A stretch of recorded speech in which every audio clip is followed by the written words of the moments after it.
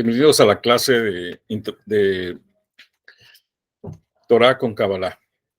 En esta clase hablamos de la Torah, lo que está escrito, más agregamos también el Zohar que le corresponde a la Parashá. En esta semana la Parashá Yitro es la que nos comanda a estudiar y vamos a hablar de ella. Y esta Parashá tiene muchas interrogantes y hay gente que se distrae con esta Parashá. Pero es una parashá muy, muy poderosa, muy buena. Y es precisamente el nombre de la parashá, Yitro, que era el suegro de Moshe, y así comienza la Torah diciendo, ¿no? Y Yitro, sacerdote de Midian, suegro de Moshe, oyó todo lo que había hecho Hashem por Dios, por Moisés y por Israel, su pueblo, y como el Eterno había sacado a Israel de Egipto. Así comienza la Torah diciendo. Entonces, es un suegro, es un hombre que era un sacerdote de Midian y un idólatra. Aunque tenían ellos, no eran una copia de los dioses de Egipto, pero ellos tenían ciertos ídolos también ahí, en Midian. Y el suegro, escuchar todos estos, todo lo que había hecho Hashem por nosotros, entendió. Y eso es por eso le corresponde la parashá a su nombre. Porque es un hombre idólatra, un sacerdote idólatra, y de escuchar una conversación de Moshe directo de su yerno, se da cuenta que Hashem es el dueño de todo el universo, el rey de reyes, el creador de todo, y que todo lo que él tenía era idolatría, no tenía nada le servía de lo que tenía. Este trabajo que en pocos minutos se transformó él, hace que mucha gente así suceda. Hay casos en que la gente escucha una declaración de Torah y la conciencia se abre y queda constantemente o penetradamente la persona inmersa en lo que está leyendo o lo que le están platicando y tira todo lo que tiene equivocado en su vida y se une a la Torah, lo que está escrito en la Torah. Entonces, Yitro, un hombre que idólatra, escucha lo que le dice Moshe, se da cuenta y cambia. Y en ese momento alaba a Hashem, hace una declaración de Dios porque dice todo lo que había escuchado, dice, no hay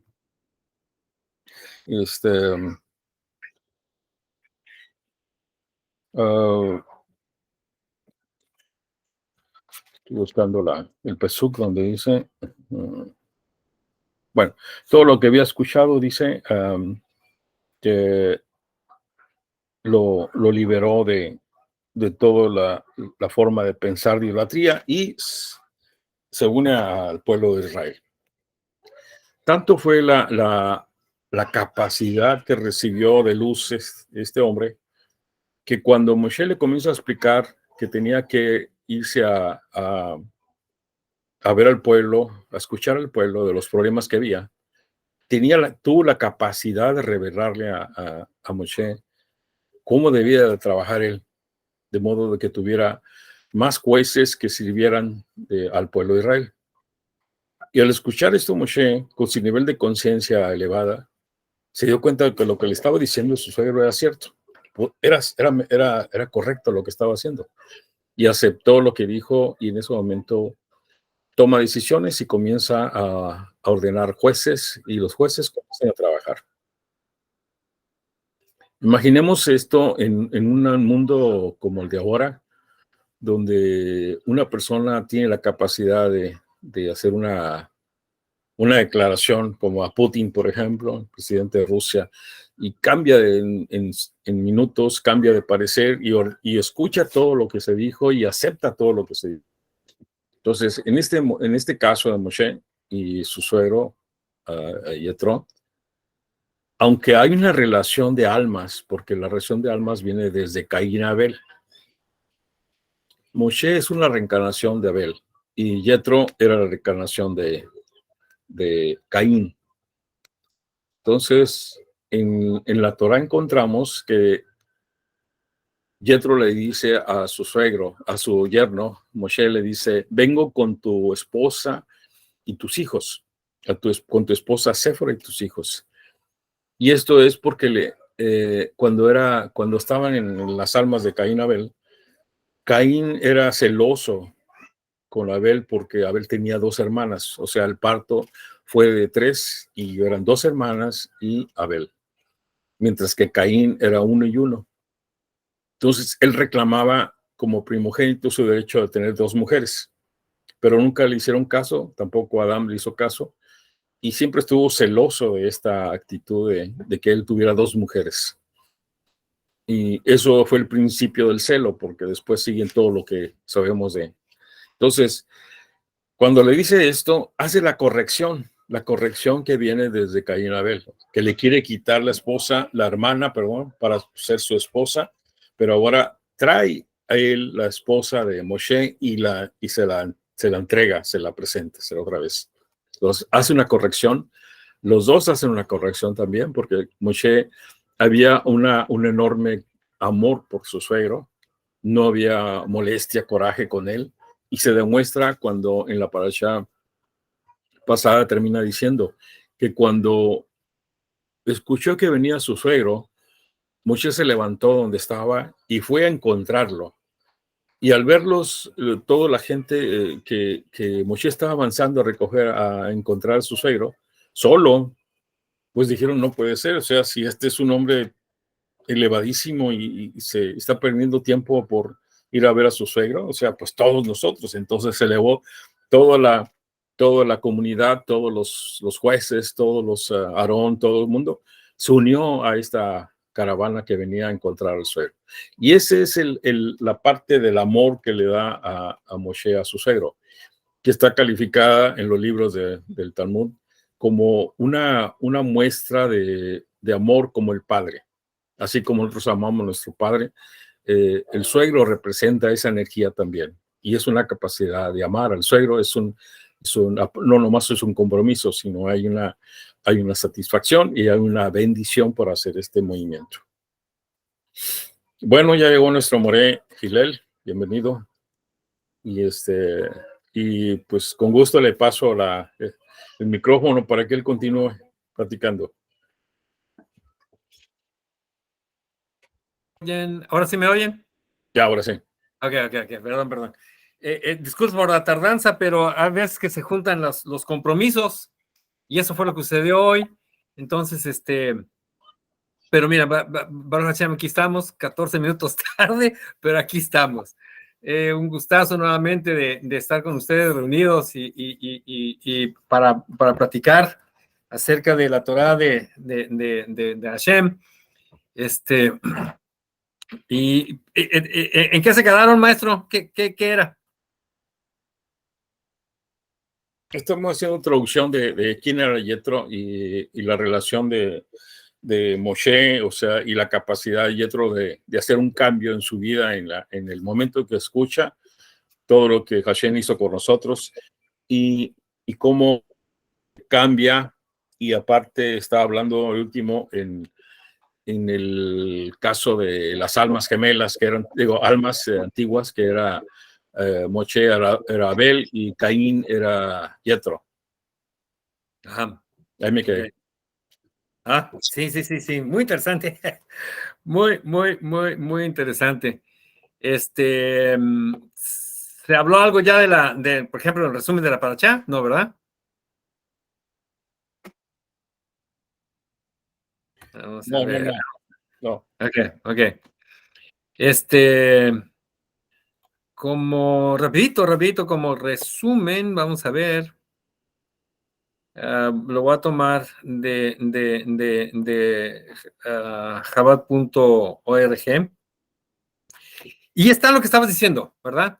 El Cedro de Moshe y Yitro hoy es sobre los grandes milagros que Dios hizo por el pueblo de Israel y viene desde Midian hasta el campamento israelita, trayendo consigo la mujer de Moshe y sus 2 hijos. Aquí está interesante porque estábamos platicando, a ver, ¿cómo está eso? ¿Cómo que trae a Sifora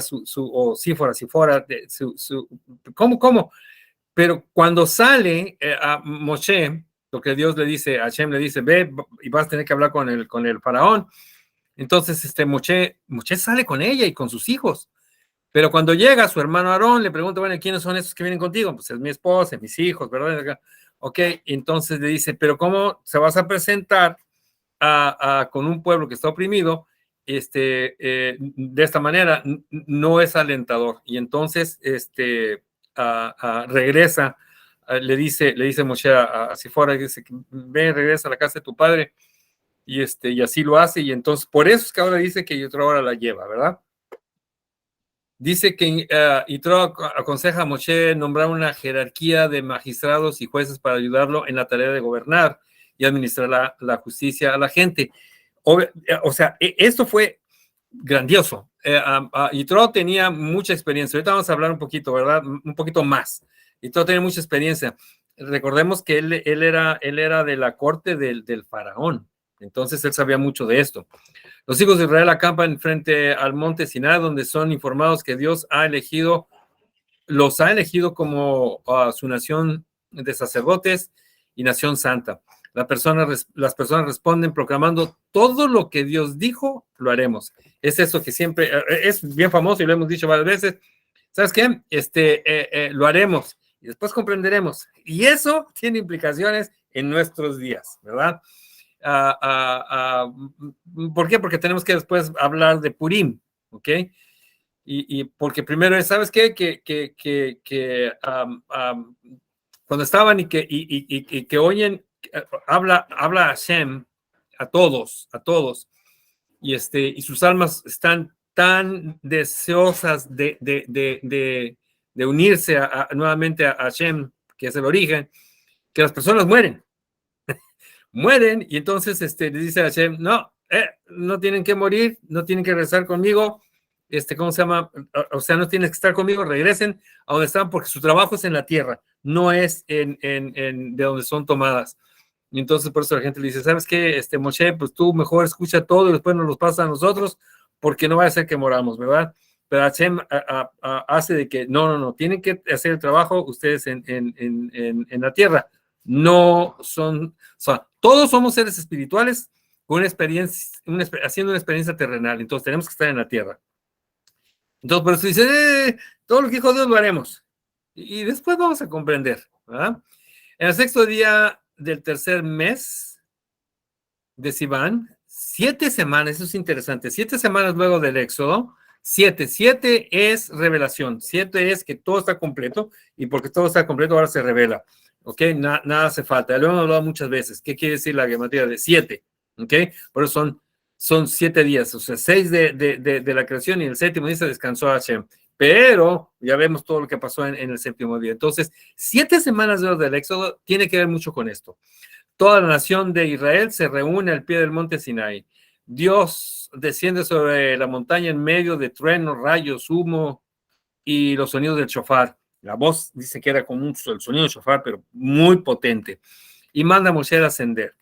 Dios proclama todo el mundo lo conoce por los 10 mandamientos, pero son 10 pronunciamientos, ¿verdad? Estaba oyendo que Hashem no nos manda, no es un mandato de hacer esto, sino que los pronuncia, les dice, ¿saben qué? Y eso también lo conocemos mucho, ¿sabes qué? Acuérdense que en diferentes lugares están donde dice, les pongo ante ustedes la vida y la muerte, el bien y el mal. ¿Van a escoger la vida? ¿Van a escoger el bien? ¿Ok? Pero tenemos el libre albedrío, nos lo dio Hashem, ¿verdad? Entonces, esos son como recomendaciones, estaba oyendo, ¿verdad? Que decían, son como recomendaciones, ¿sabes qué? Es mejor que hagas esto, pero tú decides si haces lo contrario. Entonces dice aquí, Dios proclama los 10 pronunciamientos, mandando al pueblo de Israel a creer en Dios. Entonces aquí vienen esos 10 pronunciamientos. Entonces dice a creer en Dios, no adorar ídolos o mencionar el nombre de Dios en vano, observar el Shabbat, honrar al padre y a la madre. Creo que ahí es donde empecé a oír, y el que comentabas, maestro, hay un artículo que dice, y ¿qué hay de los suegros? Porque es el papá y la mamá de una de las parejas, y la otra pareja también tiene su papá y su mamá. ¿Y qué hay entonces de honrarlos? ¿Verdad? Creo que estabas hablando algo de eso, y los pone al mismo nivel. Cabe mencionar, ya lo hemos dicho antes, pero cabe mencionar que este pronunciamiento dice honrar a los padres y a su madre. No dice, debes de amarlos. Dice, debes de honrarlos. ¿Por qué? Porque hay muchas circunstancias. Yo creo que todos creo, ¿verdad? A lo mejor soy el único que conoce de casos en que los hijos están peleados con los padres. Y a mí me ha tocado casos en que se expresan muy mal los hijos de los padres. ¿Qué tal si el padre fue una persona iracunda, ¿no? Y los golpeaba, los maltrataba? Pues no le van a tener amor, ¿ok? Ha habido padres, desgraciadamente, conocemos de casos en que los padres hacen incesto. Y bueno, todo eso dice uno, pero ¿cómo lo voy a amar? Sin embargo, el mandamiento está de que debes de honrarlos. Y hay muchas maneras de honrarlos. Y eso sí lo debemos de cumplir. Amarlos es otra cosa. Esto es una discusión muy grande, ¿verdad? Inclusive talmúdica. Y entonces dice, ok, debes de honrarlos. Y podemos mencionar mucho acerca de eso, de qué es honrarlos y cómo. Porque debemos de recordar que somos co-creadores, ¿ok? Entonces, una pareja, cuando hay una concepción, hay tres que participan en la creación de este nuevo ser, ¿verdad? Es un nuevo ser aquí en la tierra, pero el alma viene de Hashem y viene de donde son tomadas todas las almas. Y una es, interviene el papá, interviene la mamá e interviene Hashem. Con uno de ellos que falte no se puede hacer. Entonces, inclusive por eso estamos hablando de que en esos, los primeros 5 pronunciamientos es nuestra relación, nosotros como humanos, ante Hashem. ¿Cómo nos relacionamos? Es nuestra relación con Él. Entonces, están arriba, ¿verdad? Son los primeros. Y los segundos 5 es nuestras relaciones de humanos con humanos. Sin embargo, este pronunciamiento de honrarás a tu padre y a tu madre, que puede ser, pues es la relación entre humanos, ¿no? Es el quinto. Está en los 5, en los donde dice nos relacionamos, es nuestra relación como humanos con Hashem. Caramba, eso nos debe decir a nosotros qué tan importante es el honrar a nuestros padres y nuestras madres, ¿ok? Tomando en cuenta de que es que no nada más fueron 2, no es el papá y la mamá, sino es Hashem en que interviene para que entonces una nueva vida, un nuevo ser venga a este mundo físico, ¿ok? Y de ahí podemos también desprender muchas otras pláticas, muchas otras cosas. Por eso está en el quinto, en los 5 primeros, que es cómo nos relacionamos nosotros con Hashem, porque Hashem interviene en eso. Es muy interesante, muy importante.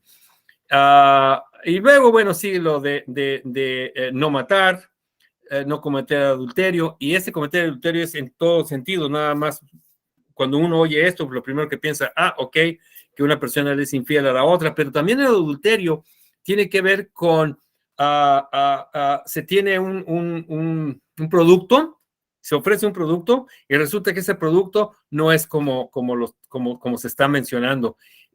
Tiene algo de menos o algo de más que cambia las características de ese y entonces ya no es lo que se ofrece y eso está adulterado, eso quiere decir adulterar. No hacer adulterio, no cometer adulterio es otro por ejemplo, tiene mucho que ver con el Lashon Hara. Hay una noticia, hay una cosa que se tiene que informar y se le agregan más cosas, ¿ok? O se le quitan cosas, ya no es lo que debe de transmitirse, ya no es lo que se debe de decir. Por lo general se le agregan, digo por lo general porque también es de lo otro, entonces ya está adulterado. Entonces, el no cometer adulterio tiene muchas facetas, muchos, ¿dónde interviene? ¿De qué se trata? No nada más se centra en las parejas tiene mucho que ver. Una persona, él estaba diciendo, por ejemplo, ofrece, qué sé yo, ¿no? Por ejemplo, ¿cuántas veces ha pasado que uno quiere comprar algo, ¿ok? Y bueno, se va al eBay o se va a cualquiera de esos, ¿no? Y entonces va y lo compra, pero resulta que el producto que recibimos no es lo que está anunciado. Y entonces eso es un adulterio también. No robar, ¿ok? En este no robar también es una gama tremendísima, porque dice, bueno, pues yo no robo, yo no voy y le quito las cosas a la gente. O bueno, porque hay dos maneras. Una es quitársela, y eso es un asalto. La otra es, bueno, la persona no se da cuenta y yo la tomo y me la llevo. Ese es un robo, ¿ok? Pero el no robar aquí tiene mucho que ver también con el plagio. Quitarle la libertad a una persona. Y habla el Talmud mucho de esto, la Gemara habla mucho de esto, de este mandamiento, y quien lo hace, si supieran el daño que se están haciendo y el daño que están haciendo a toda la creación, dejarían de hacerlo. Es una de las peores cosas que deben de hacer, es el plagio, quitar la libertad a una persona. Y luego no dar falso testimonio ni desear la propiedad del prójimo. Por lo general aquí hablan de no desear la mujer de tu prójimo, pero es la propiedad del prójimo, porque no nada más, nuevamente, no nada más se centra en un evento o en dos. Aquí se habla de que la propiedad del prójimo pues es todo lo que la otra persona tiene y que nosotros lo deseamos, porque dice aquí, ni desear la propiedad del prójimo. Pero vamos a ver. Desearla entonces va contrario, vamos a decirlo así, vamos a ponerlo con estas palabras. Desear es un pecado. Entonces, la Gemara, el Talmud nuevamente viene, desglosa todo esto y dice, vamos a ver. Una persona que tiene un deseo, ¿qué es eso? Lo tiene en su mente. No ha dicho nada ni ha hecho nada todavía. Es un deseo. Entonces, ¿eso es suficiente para decir es extremadamente malo? Bueno, no es precisamente lo mejor, ¿verdad?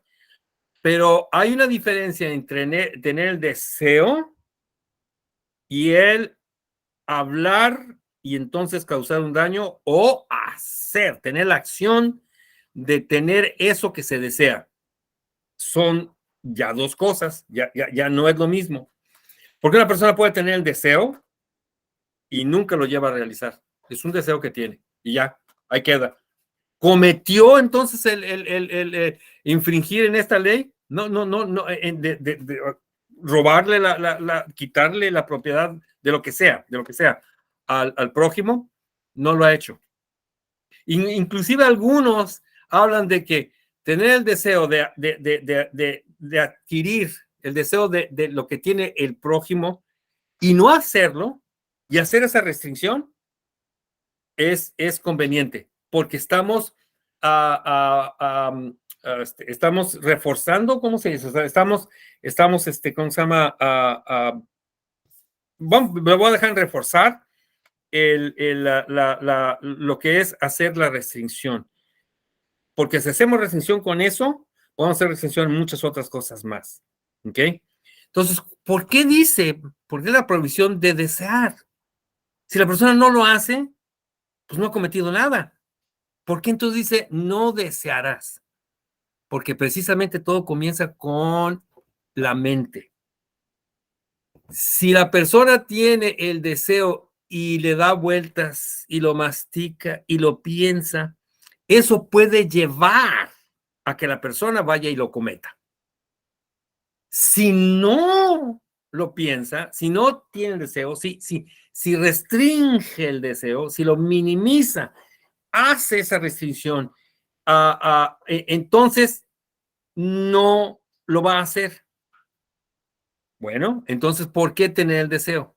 Por eso dice, no tengas el deseo, porque si no lo tienes, te estás alejando del mal y estás haciendo el bien. Estás haciendo el bien en el momento que hago la restricción y digo, esto no es, está mandado, que no debe ser, y ya, ahí lo dejo. Y nos alejamos del mal en el sentido de que si lo sigo pensando, a lo mejor me aviento a hacerlo. Por eso es la prohibición, por eso es la recomendación. No vas a desear, evítalo. Todo comienza con el deseo, Si no lo tienes, entonces no va a pasar nada más adelante. ¿Qué más podemos decir? Dice que la gente dice a Moshe que la revelación de Hashem es demasiado fuerte, lo que comentamos, para soportarlo, rogándole que reciba la Torah y luego la transmita a ellos. Ese es el resumen. Si alguien tiene alguna pregunta o algún comentario acerca de ello. Una pregunta, Moreno. Sí, adelante. Hablabas ahorita de no robar y a veces pensamos que, bueno, la mayoría de la gente pensamos que son cosas materiales. A veces también le robamos el tiempo a la gente. Sí. O otra cosa que también me llamó la atención, de que muchas veces alguien hace una buena acción por nosotros y ni siquiera damos las gracias o no somos agradecidos. Perfecto. Entonces, quería saber esa parte de ser agradecidos con las acciones porque a la gente le toma tiempo y el mismo, como somos, o sea, el deseo de ayudarnos, ¿no? Y muchas veces ni siquiera nos damos el tiempo nosotros de ser agradecidos, de dar las gracias, ¿no? Sí. Fíjate que no sé, me siento un poquito mal por no recordar dónde está escrito de ese de que cuando alguien hace un favor a otra persona, ¿ok? Y no le dice gracias, entonces le está robando a la persona.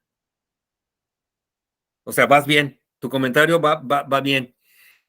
¿Qué tanto cuesta decir gracias? ¿Qué tan difícil es eso? Y más si tenemos la conciencia de que si no lo hacemos, estamos robando y entonces estamos infringiendo esta ley. Es bien fácil, ¿sabes qué? Gracias. Estás bien, estás muy bien. La otra es el tiempo. Tú dices, le podemos robar tiempo a las personas, ¿ok? Dame un ejemplo.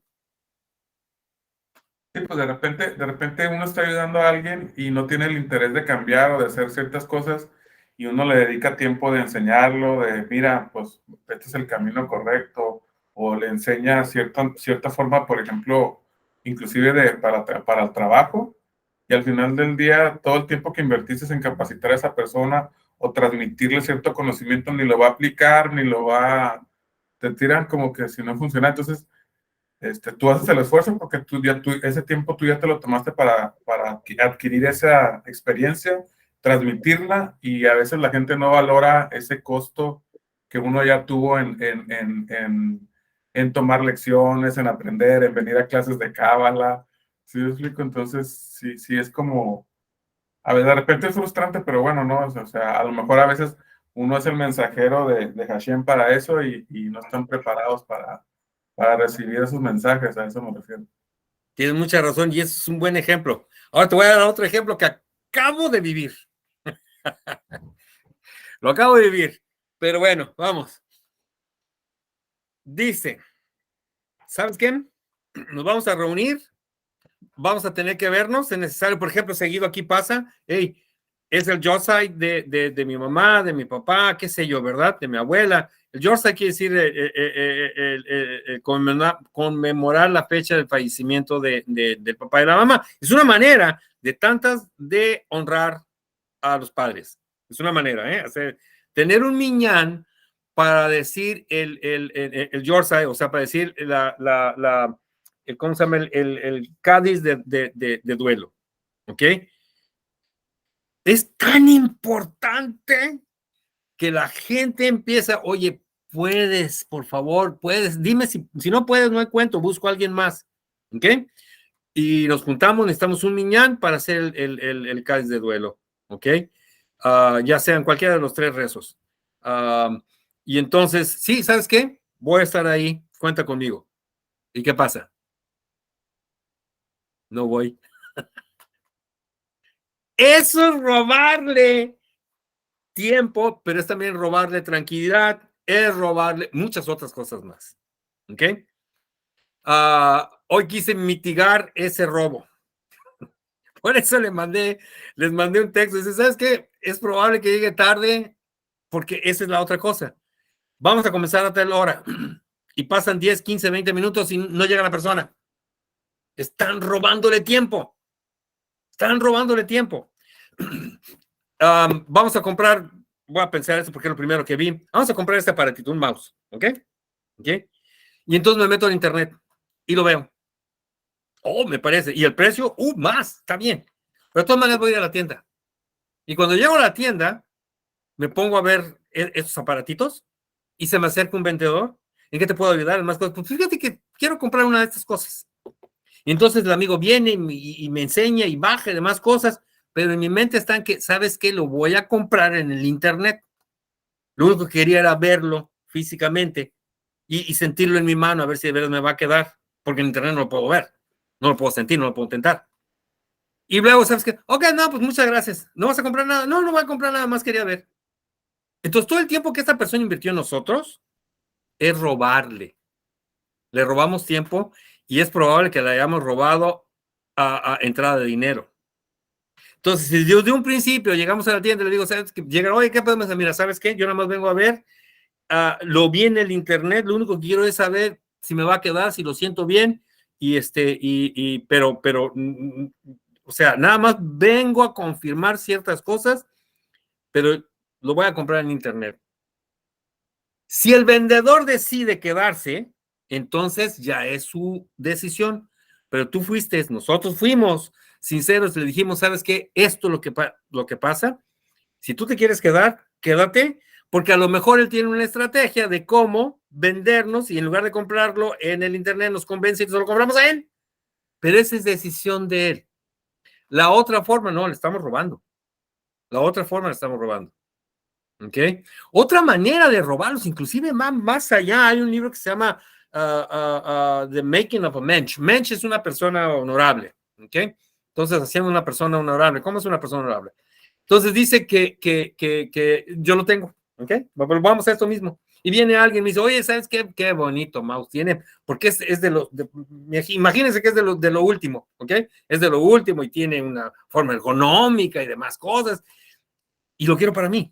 O un carro, ¿ok? Y lo quiero para mí. Pero está bien esta persona, ¿ok? Y hace todos sus argumentos y toda su estrategia para forzarme a vendérselo. O para forzarme a comprarle algo. Pero es que yo no tengo en mente comprar nada. Eso no. Y hace todo de una manera en que me acorrala y digo, bueno, ándale, pues te lo compro. Pero yo no quiero comprar. Eso también es robar, y ahí se está robando muchas cosas, tiempo, y se está robando paciencia, y se está robando ¿cómo se llama? El dinero, porque hasta el final yo le voy a dar un dinero que no pensaba yo gastar. ¿Sí nos damos cuenta? Entonces, robar es muy amplio, podemos pasar así mucho tiempo hablando de eso. ¿Qué es robar? ¿Verdad? Muy bien tu apunte, muy bien, muy bien. ¿Alguien más?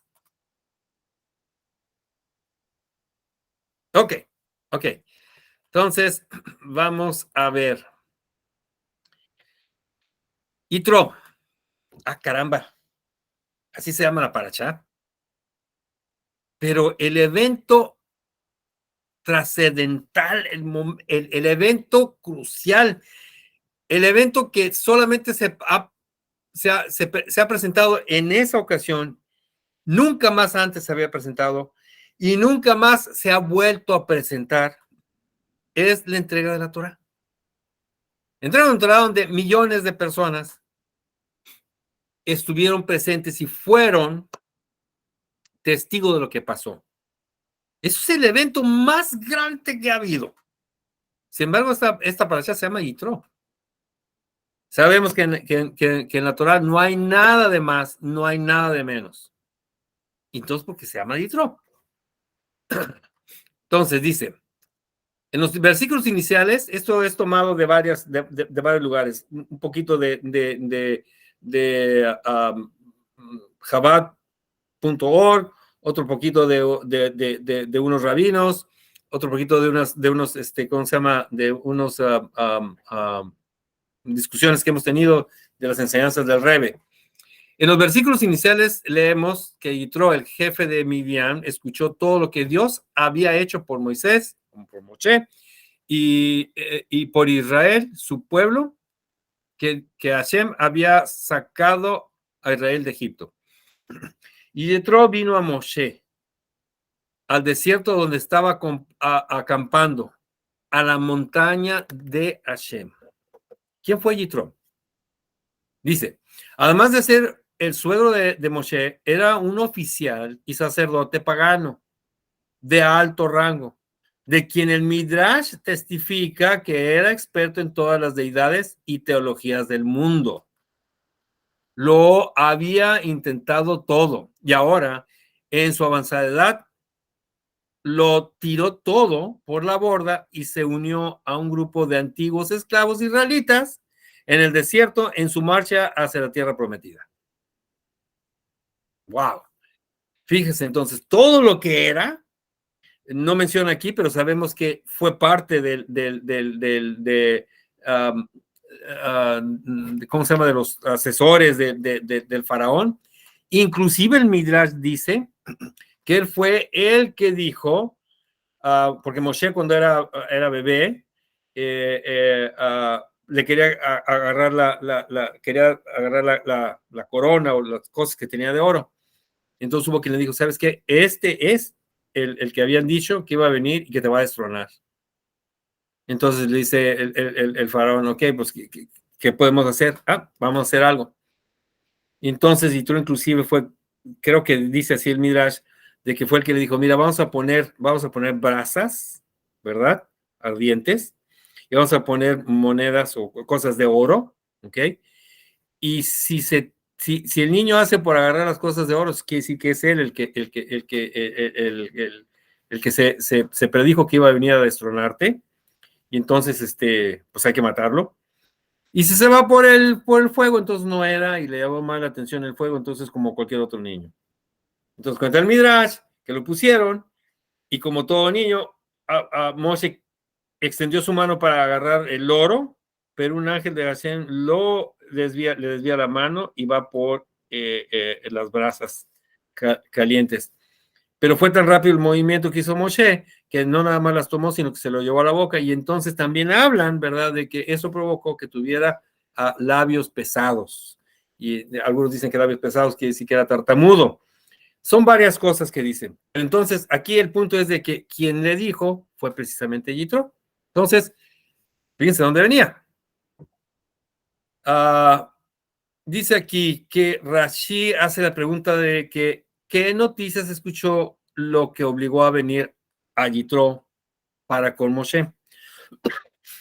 Esta es una pregunta extraña. Después de todo, el versículo declara explícitamente lo que Yitro escuchó. Todo lo que Hashem había hecho por Moshe y por Israel, su pueblo, que Dios había sacado a Israel de Egipto. Porque entonces Rashi hace una pregunta que el versículo responde claramente.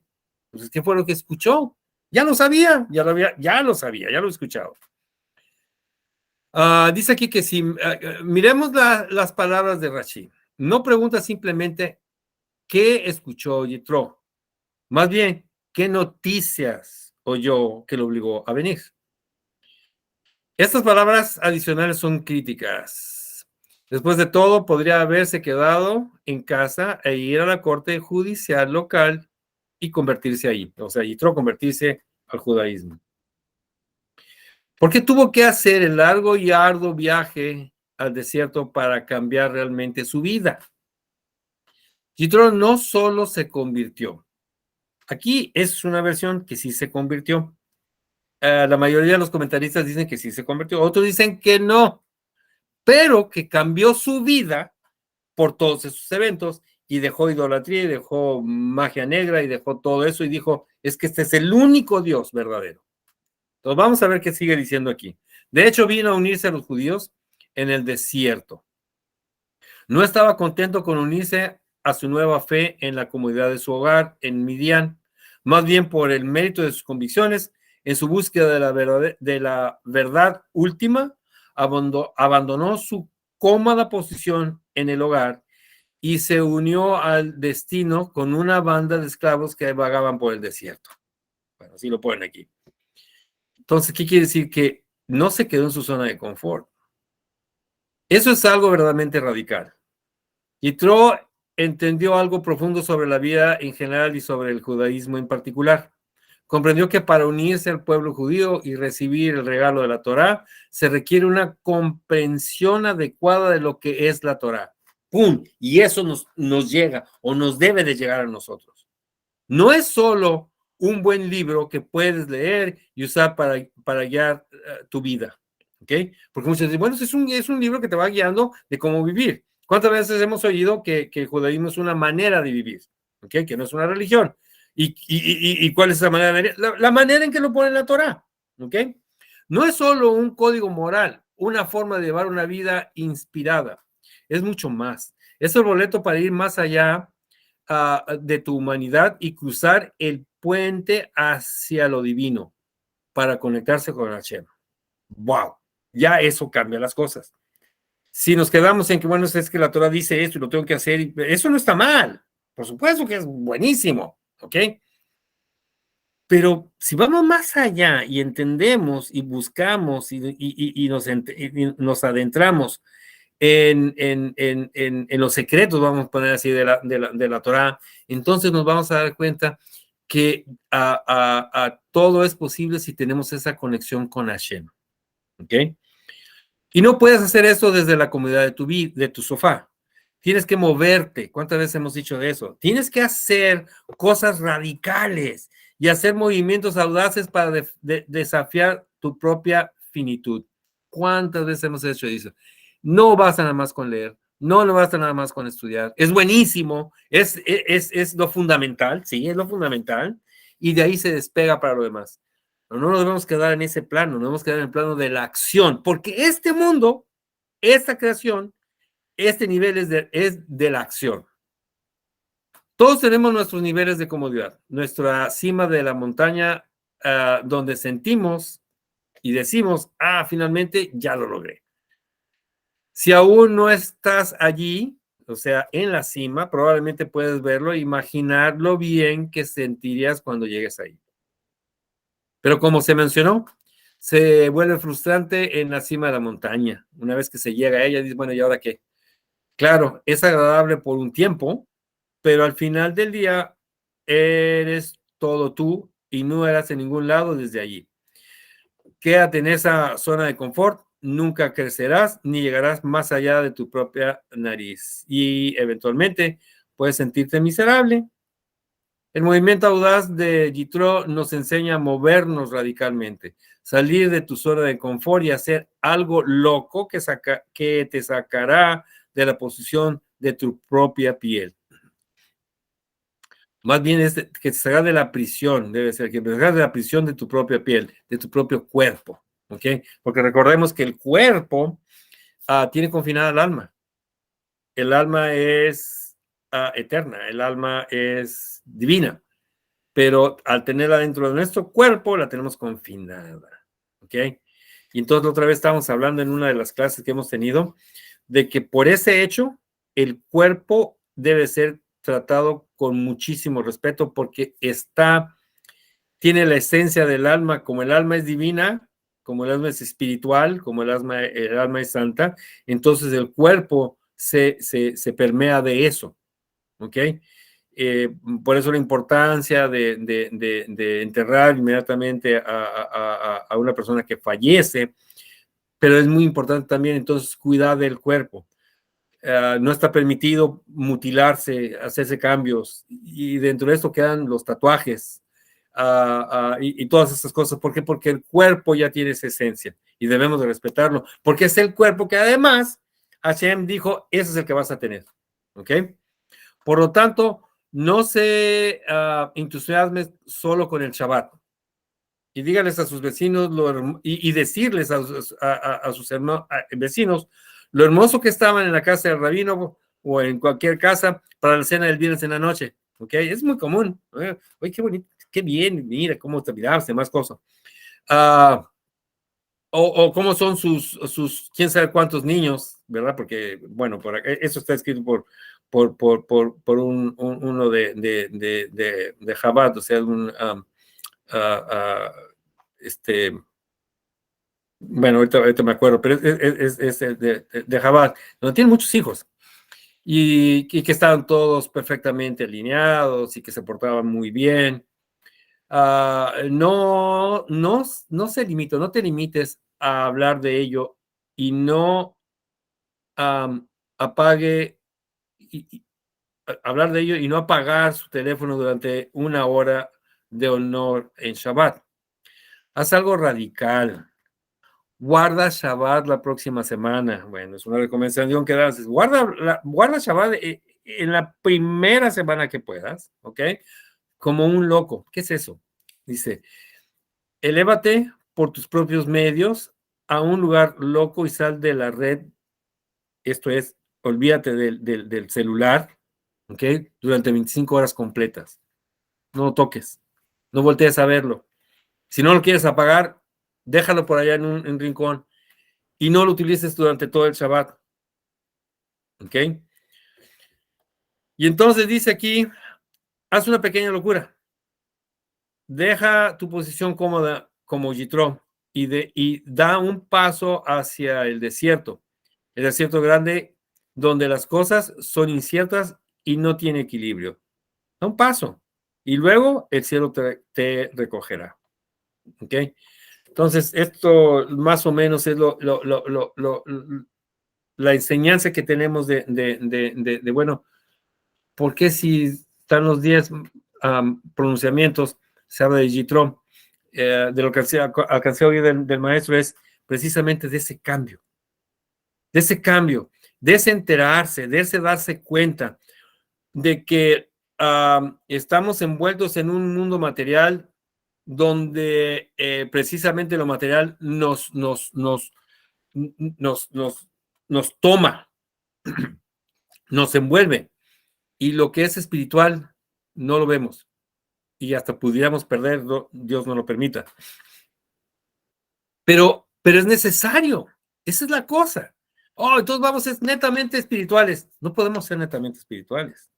Tenemos un alma que es espiritual. ¿Por qué no lo vamos a poder hacer entonces netamente? Porque debemos funcionar en este mundo que no es espiritual, que es terrenal. Pero debemos tener esa conexión con lo espiritual. ¿Por qué? Recordemos cuántas veces hemos dicho que este mundo está repleto de chispas divinas que necesitan ser elevadas. Hay muchas chispas que todavía hay que elevar. Entonces, ¿dónde las puedes encontrar? Pues se pueden encontrar muchísimas cosas. Cada misbah y su verajá, o sea, su bendición, provoca eso, el elevar las chispas de las cosas. Por ejemplo, algo que me viene ahorita a la mente es, estábamos en la clase de ayer, estábamos oyendo de que Jacob se puso tefilín, pero lo que se puso no era de animal. O sea, lo que nos enrollamos, ¿verdad? Esa cinta no era de una vaca. Entonces, ¿por qué? Porque todo lo que los patriarcas hicieron fue hacer las 613 misbot que dice la Torah, pero la Torah no había sido entregada, no estaba escrita siquiera. O sea, ¿dónde lo iban a leer? Entonces, por inspiración divina, ellos lo supieron, lo aprendieron, lo asimilaron y lo practicaron. Pero hay una cosa, cada vez que lo hacían, ahí había santidad. Pero en cuanto se lo quitaban, por ejemplo, lo que son los tefilín, entonces los tefilín no se quedaban impregnados de esa santidad. Y la santidad que habían bajado y que habían tenido, al quitárselos y al dejarlo hacer, se regresaba, no se quedaba. Entonces no estaba en la tierra. Entonces los objetos físicos que se deben de utilizar y que en aquel entonces se utilizaron, no guardaron la santidad. Fue hasta después de entregada la Torah que entonces, como ya está mandado y ya está escrito, y Hashem dice que lo tienes que hacer, ahora sí la santidad se queda en los objetos que son utilizados, objetos físicos que son utilizados para hacer misbot. Entonces, ahora sí, cuando nos ponemos los tefilim y decimos la verajá, se impregnan, igual que como cuando es Jacob, pero ahora sí, esos objetos se quedan con la santidad. Y por eso entonces no debemos de hacer mal uso de ellos. No podemos dejarlos ahí en cualquier lugar. No podemos dejarlos en el piso. No podemos dejarlo así, nada más en un asiento. ¿Ok? Porque ¿para qué sirve el asiento? ¿Qué ponemos en el asiento? Entonces, no, por eso tenemos que ser cuidadosos en todo ello. Porque ahora ya tienen santidad. ¿Ok? Otra muy, muy fácil para todos nosotros. Sabemos que antes de comer un alimento debemos de hacer la bendición, la verajá por el alimento según el alimento que sea, siempre y cuando este alimento sea kosher, porque si los alimentos que una persona va a ingerir no es kosher, aunque se diga la verajá, no tiene efecto. Es más, tiene un efecto, pero del otro lado. ¿Nos acordamos cuando hablamos de la clipá nogá? La clipá nogá es neutral, por decirlo de una manera. ¿Ok? Ahí está. Si hacemos la verajá adecuada, entonces le vamos las chispas. ¡Pum! Si no la hacemos, si no decimos nada y nada más nos lo comemos, entonces esa clipá pasa del otro lado y entonces estamos fortaleciendo al otro lado. Estamos alimentando al otro lado. No queremos hacer eso. Dios no lo permita. ¿Ok? Entonces lo mismo pasa si, por ejemplo, tenemos una chuleta de puerco y digo, bueno, yo voy a hacer la verajá porque, pues, o sea, voy a comerlo. Lo único que estamos haciendo es que no va a quedarse, la verajá no se va a quedar, no va a entrar, no va a ser absorbida, no vamos a elevar nada, pero sí vamos a pasarla del otro lado. ¿Ok? Entonces hay que tener cuidado con eso. Pero en realidad es fácil. Tenemos una manzana, antes de comerla, hacemos la bendición por el fruto del árbol. Tenemos un pepinillo, la bendición por el fruto de la tierra. Y así, que ya lo sabemos, que ya lo tenemos. Cada una de esas son chispas que se liberan y que se elevan. Y al elevarlas, nos elevamos nosotros también. O sea, es un colateral, es el que nuestra misión es elevar todas esas chispas que están, y sabemos que al hacerlo, entonces nosotros también nos elevamos. ¿Ok? Cuando la Torah entró por primera vez en nuestro universo a través de su portal en el monte Sinai, estamos hablando de esto, su primera palabra fue una palabra egipcia. ¿Qué dice el primer mandamiento? Anoji, que quiere decir, significa yo. Entonces dice, yo soy Hashem. Bueno, caramba, ¿y por qué en Egipto? O sea, ni siquiera, ¿cómo se llama? O sea, no es hebrea la palabra, y el Zohar está escrito ¿en qué idioma, maestro? Porque se me fue ahorita. Arameo. No está ni en arameo, ¿ok? Está en egipcio. Pero, pues caramba, ¿qué representa Egipto? ¿Qué es Egipto? ¿Qué hemos dicho que es? Es un confinamiento, es un lado oscuro, ¿ok? En ese sentido, ¿no? O sea, venían de Egipto. Aquí lo que estoy tratando de decir es, en lo que es actual Egipto, no es que es malo y demás cosas, no, es lo que se hacía o lo que algunas personas siguen haciendo, ¿ok? Entonces, ¿por qué está en ese idioma? Porque dice que Hashem lo puso para un recordatorio de dónde venimos, para no regresar allí. Y que aún y con todo, Egipto es parte de su creación. Es su creación también. Y todo lo que está ahí también es su creación. Pero es un mensaje también para todas las naciones. Todas son creación de Hashem. Y se pone en un idioma diferente precisamente para hacer ese énfasis de que, hey, yo soy Hashem, tu Dios, tu Señor, en todos los ámbitos, en toda la tierra, en todo el universo, en todas las naciones, en todo lugar. Entonces dice, ok, ahora podemos entender por qué dice Anoji.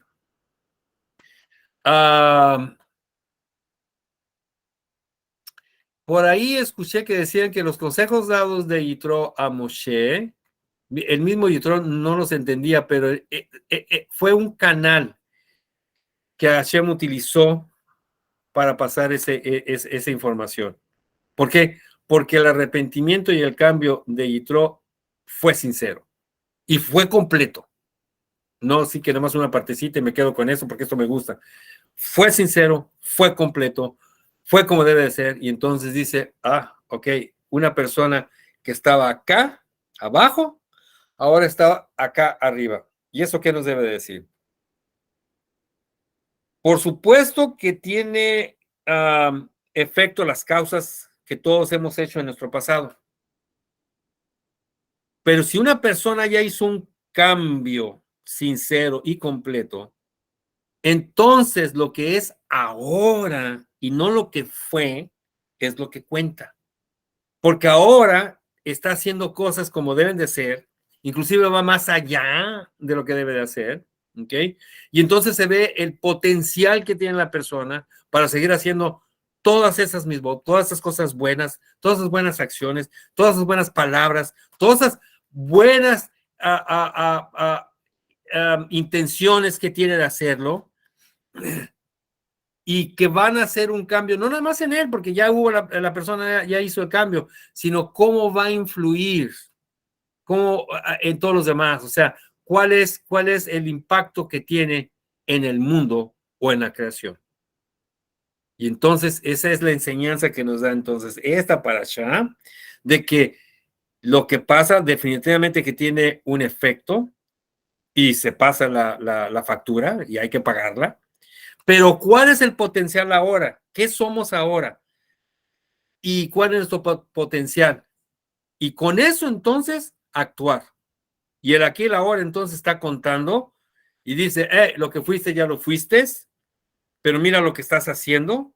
Miren todos lo que hay, el cambio, la influencia, lo positivo, y más que nada eso el cambio de conciencia de un nuevo ser, de un nuevo pensar, de un nuevo actuar, que está influyendo positivamente y más que eso en esta creación que de ladito o como sea, sabemos que ese es nuestro trabajo que tenemos que hacer.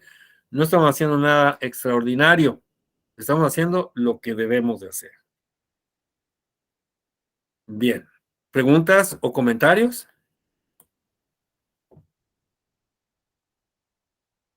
Porque con eso termino mi exposición.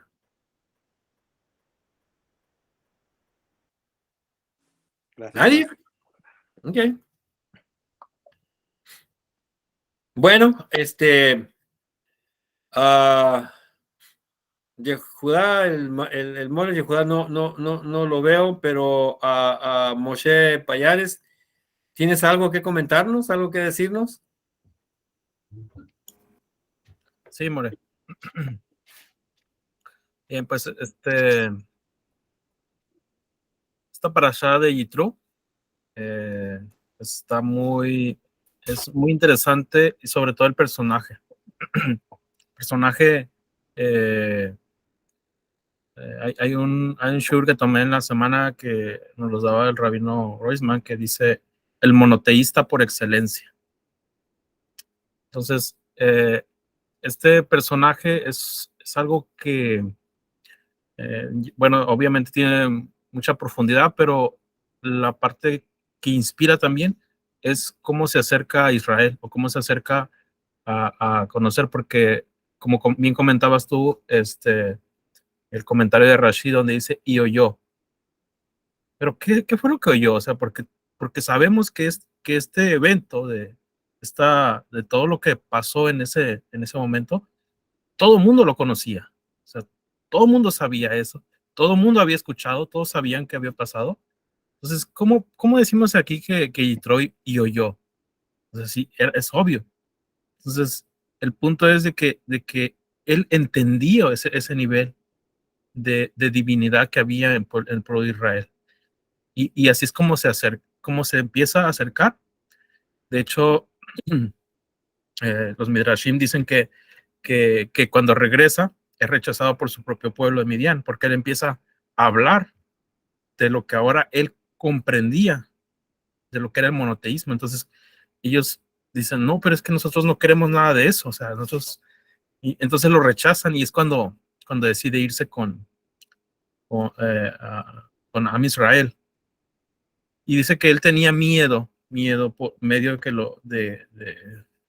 por el nivel dice algunos escritos que era como una olla en vapor, ¿no? Israel, o sea, estaba en su pleno había mucho poder, él sabía. Entonces él iba y dice que tenía miedo que lo rechazaran.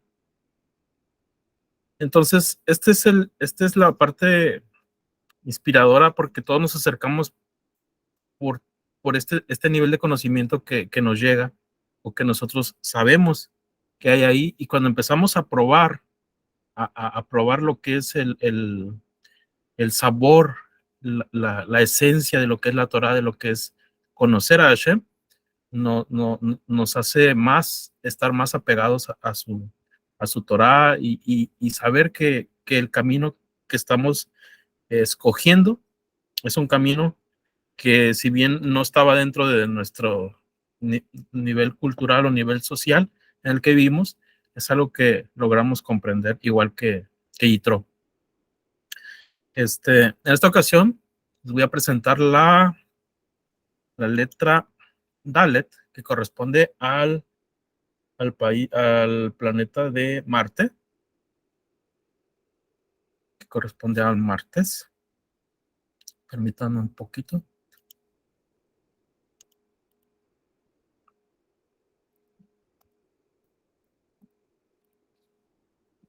La ventana.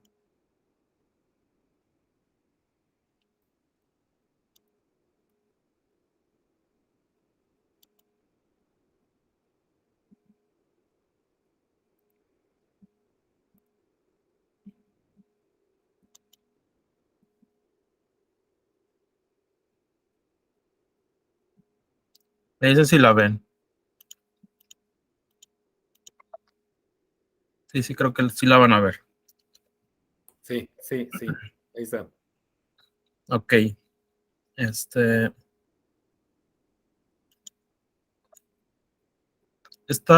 letra, la Dalet, igual toda esta información es del Rabino Ginsburg. La pueden consultar en Galenai o también en Chabad, en la parte de letras hebreas. En las dos páginas está esta información, la pueden consultar. Dalet recibe o se le está asemejada con una puerta, ¿no? De hecho, su forma es como la ven. En el Zohar, la Dalet la lee como deleit, que significa que no existe en sí mismo. Está muy interesante lo que dice el Zohar sobre esta letra, porque tiene que ver, dice el Zohar, que está relacionado con la última sefira del árbol de la vida de Malhut. ¿Por qué? Porque es la que no existe, por así decirlo, de acuerdo a la traducción que se hace de Leit. Entonces, dice que ella recibe las luces de todo el árbol de las demás sefirot, pero que en realidad no existe como tal. O sea, ese sería su significado. Y está relacionado con la cualidad de la humildad. En hebreo es shiflut, que da la idea de no poseer nada propio. Entonces, esta letra nos habla sobre esta cualidad de la humildad, y nos habla sobre el trabajo que hacemos. Cuando hablamos de nuestro mérito o de nuestro trabajo, de acuerdo a muchas veces decimos que es una equivalencia de acuerdo a nuestras acciones, lo que recibimos como recompensa. Pero, ¿qué dicen los Jajamín respecto a esto? Dice el Talmud que está asemejado con un hombre que está ayudando a cargar algo pesado, y que viene un hombre y le ayuda, pero en realidad no mueve nada, simplemente pone sus manos y hace una apariencia como si ayudara a la otra persona. Entonces, ese es como el trabajo, o eso se parece a cómo funcionan las cosas en la vida real, dicen los ajamí. ¿Cómo es esto? Porque nosotros necesitamos hacer ciertas acciones para que pareciera que somos retribuidos de acuerdo a nuestras acciones. Así es como lo explica. El que también explica todo esto en relación a Hashem es el Baal Shem Tov. Él dice, toda nuestra fuerza viene de lo alto. El libre albedrío no es más que la expresión de nuestra voluntad en participar como si fuera en el acto divino. Uno meramente pone las manos sobre la carga transportada exclusivamente por Dios. Entonces, hay una sefirá que también tiene que ver con el Gesed, con la sefirá de Gesed y las acciones de Gesed que hacemos. Dice el Baal Shem Tov que cuando hablamos de esto, sobre la humildad, estamos hablando no de Gesed, sino de Din, de juicio, de acuerdo con los propios actos, porque habla de Keneged, humildad Keneged, medida por medida. Entonces, como si fueran así, dice, la bondad de Dios es investir la recompensa inmerecida en una apariencia de merecimiento, para que no avergonzar al que recibe. Hay una expresión también en el Zohar que se lee, en vez de decir Gesed, se lee Has Deleit. Esta expresión, teniendo la compasión de la Dalet, es decir, que no posee nada propio. Con respecto a una persona arrogante, dice Dios, yo y él no podemos morar juntos. De hecho, hace poco tuvimos creo que fue en noviembre más o menos, una plática del Rab Polichenko, donde nos hablaba sobre la humildad, sobre qué es esa parte de cómo una persona arrogante es lo que realmente aleja la presencia de Hashem en el hombre, porque no está escrito que una persona que hace cosas malas o que roba, no, dice una persona arrogante. Entonces, es algo bueno para tener en mente meditar sobre esta letra. Tiene relación esta letra con 4 niveles de anulación: la conciencia del ego, la anulación del ego, el Beit Hayesh. También está relacionado dentro del nombre la puerta, Dalotot, puertas, hombre, alzar, elevación. Las almas tiene que ver con la humildad verdadera del alma. La luna es como símbolo del alma. También tiene que ver con los 4 mundos, que es Atzilut, Beria, Yetzirah y Asiá. También tiene que ver con las 4 matriarcas. Esta letra tiene mucho material para estudiarse. Tiene que ver con las 4 copas que vemos en el Seder, y las 4 copas a la vez tienen una relación directa sobre los 4 niveles de redención que tenemos. Creo que sí son 4 niveles de redención. Está escrito en la Torá. En la Torá hay uno: te sacaré, te salvaré, te sacaré, te salvaré, te redimiré y te tomaré. Estos 4 niveles está relacionada también la letra Dalet. Y como ya es todo, o la mayoría sabemos, está relacionado con las 4 letras del santo nombre Hashem que no pronunciamos, que es Yud Kei Vav Kei. ¿Okay? Entonces, esta letra está muy interesante. Hay mucho material para estudiar si queremos. Visiten las páginas, ahí están muy interesantes. Y pues este es mi comentario. Bien. ¿Alguien con preguntas o comentarios? Bueno, quisiera hacer un comentario de la letra Dalet. Cuando nosotros vamos a cantar Shema Israel, hacemos el movimiento de los dedos. 3 dedos en la frente el dedo pulgar se convierte en una Dalet y el meñique es una Yud, es un dedo chiquito. Entonces, cuando estamos así diciendo y vamos a decir el nombre de Hashem, al pronunciar el nombre de Dalet, entonces podemos empujar con el dedo de la Dalet, reafirmar la Dalet y terminar con la Yud. Entonces, ese es un movimiento meditado. También cuando estamos diciendo Ehad, al momento de Ehad, la letra Dalet de este lado, elevamos la columna del centro de Tiferet a Keter. Movémosla por el lado de la derecha, la movemos por el lado de la derecha. Y viene el segundo renglón cuando se Baed, volvemos a decir la Dalet, pero ahora viene la energía de la izquierda, porque usamos la Yin y luego usamos la energía ay, se me fue. La Yin con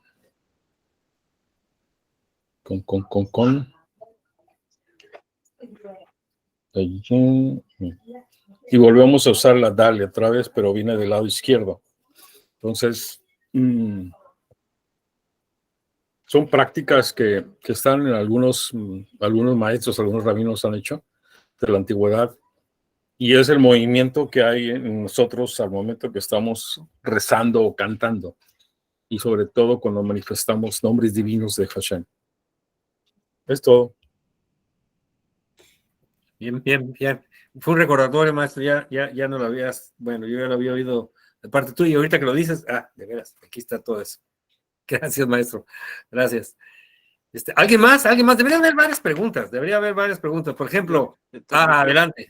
Preguntar sobre lo que dijo el maestro. Maestro, entonces, estos movimientos de las manos y la elevación de la sefirá, ¿nos recomienda usted que lo pongamos en práctica? O si no entendemos muy bien cómo funciona, no es el mismo tipo de elevación. Pero tienes que saber dónde están las letras en el árbol. ¿Sí? Todas las letras, las 22 letras están ahí, pero la única que no se menciona es la Nun, pero todas se mencionan. Entonces, en el caso de la Dalet, que es la que más, en este caso estamos hablando de la Dalet, el pulgar significa la fuerza de la Dalet. Entonces, al momento que decimos el nombre de Hashem, empujamos. Por eso alargamos mucho el nombre de Dios, para que nos ayude a todo esto. Y luego también el Ehad, hacemos que suba la fuerza de Tiferet a Keter por el lado derecho. Y luego viene Baed. Entonces también bajamos la energía y la volvemos a subir, pero este lado de la izquierda. Hay varios comentarios, no muchos comentarios de algunos que han hecho esto, y una, vamos a decir, una ayuda para el cerebro de la fuerza de Tiferet para la energía de cada uno de nosotros. Aparte que ayuda, porque así te das cuenta cuando estamos haciendo, por ejemplo, en la casa hacemos el Shema, lo podemos hacer tranquilos, meditados, estar observando, estar viendo la conducta de la fuerza, cómo se está moviendo, en fin, y es muy bonito todo eso. ¿Sí? Ahora, pero tienes que saber dónde están las letras. Como ahorita se me olvidó, Ehad, pues la Ayin con la Ehad, con la Het y la Dalet. Pero, al final. pero esa otra es, la otra no es Ehad, es Baed. Termina el segundo renglón con Baed. Entonces la Bab, luego la Yin y la Dalet. Okay. Entonces ese del lado izquierdo. Pero pueden, practíquenlo, van a ver si hay un cambio, hay una mejoría. No les digo de qué, pero no se vuelven locos. Bueno, no sé yo. Es que también hay unas meditaciones sobre todo de Abulafia, ¿no? Yo me puse a hacer movimientos de Abulafia y sí te quedas así como bailando, ¿no? Como es. Bueno, es todo de mi parte. Gracias, maestro. Muchísimas gracias. Iván, creo que tú alzaste la mano. Sí, sobre esa meditación del Shema Israel, digo, ¿eso dónde se puede ver o así se va a pasar del Moré hacia nosotros? ¿O cómo pues completo? ¿Dónde lo podemos saber? Hay muchas cosas que no deben de publicarse, porque pertenecen al lado oculto, al lado secreto del pueblo de Israel. Y la gente pues comienza a hacer mal uso. Está, por ejemplo, un ejemplo muy clásico es Ana Becoa. Es una oración poderosa, profunda, muy unida, muy llena de fuerza, pero ahora se la cantan y la gente anda pensando que es un canto para que te vaya mejor y ese tipo de cosas, ¿no? Pierde el sentido de la fuerza.